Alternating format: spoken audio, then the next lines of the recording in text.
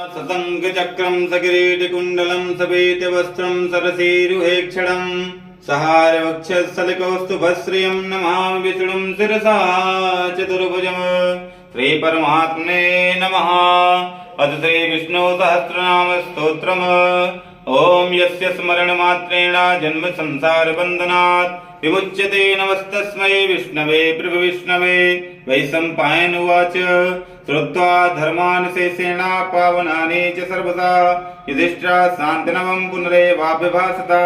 युधिष्ठिरुवाच किमेकं दैवतं लोके किं वाप्येकं परायणं सुवन्तः कं कमर्चन्तः प्राप्नुर्मानवः शुभम् को धर्मः सर्वधर्माणां भवतः परमोऽतः किं जपनमुच्यते जन्तुर्जन्म संसारबन्धनात्। भीष्मोवाच जगत्प्रभुं देवदेवमनन्तं पुरुषोत्तमं सुवन्नाम सहस्रेण पुरुषा संस्तुतिता तमेव चार्चयन् नित्यं भक्त्या